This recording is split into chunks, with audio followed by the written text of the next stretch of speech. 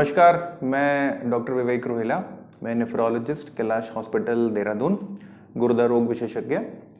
और हम यहाँ पर आज आपको ये बताने के लिए इकट्ठा हैं कि हमारा इस साल का विश्व गुर्दा दिवस, जो कि प्रत्येक वर्ष मार्च महीने के सेकेंड थर्सडे, द्वितीय बृहस्पतिवार को मनाया जाता है, हम इस बार भी उसको सेलिब्रेट कर रहे हैं।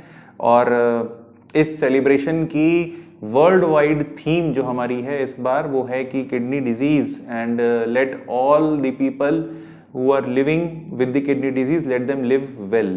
हम हर साल अपना विश्व गुर्दा दिवस किसी न किसी थीम के आधार पर ही मनाते हैं, और इस बार हमने theme living well with kidney disease रखी है।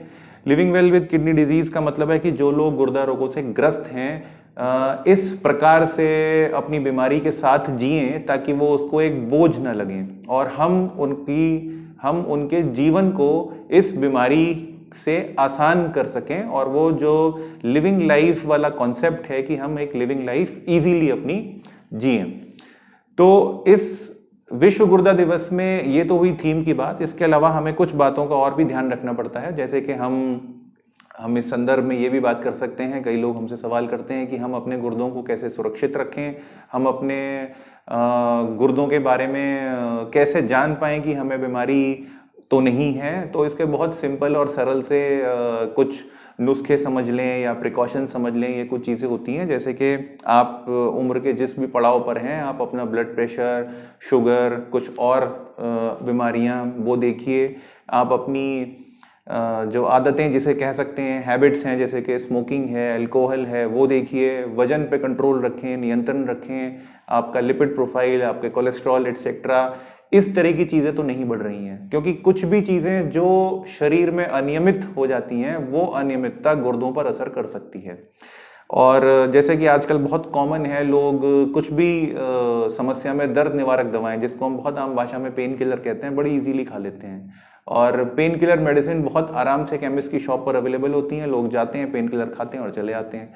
नुकसान बाद में पता लगता है, जब रेगुलर पेन किलर लोग खा लेते हैं, बहुत बार आदत पड़ जाती है। बहुत बार लोग बोलते हैं कि इसके बिना मैं जी नहीं सकता, मुझे सुबह से शाम तक दर्द निवारक दवाओं की आवश्यकता है, पर यह गलत है।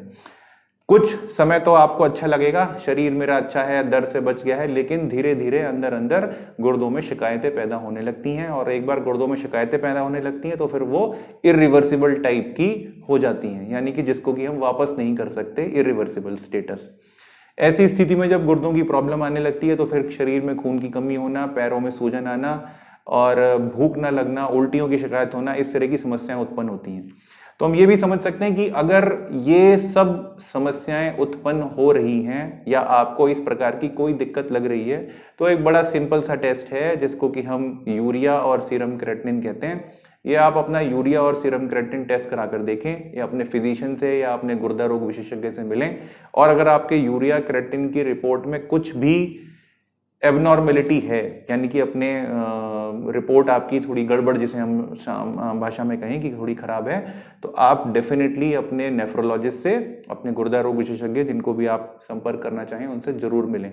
क्योंकि अर्ली स्टेजेस में अगर हम गुर्दा रोग को पकड़ लेते हैं जितना जल्दी, तो उसका अच्छा इलाज संभव है, उसकी रोकथाम संभव है। जब गुर्दा रोग हमारे बढ़ते जाते हैं और धीरे धीरे धीरे करके उस स्टेज में चले जाते हैं कि हम अब वहां से रिवर्स नहीं हो सकते, तो हमारे पास फाइनल इलाज गुर्दा रोग का केवल डायलिसिस और ट्रांसप्लांट ही बचता है।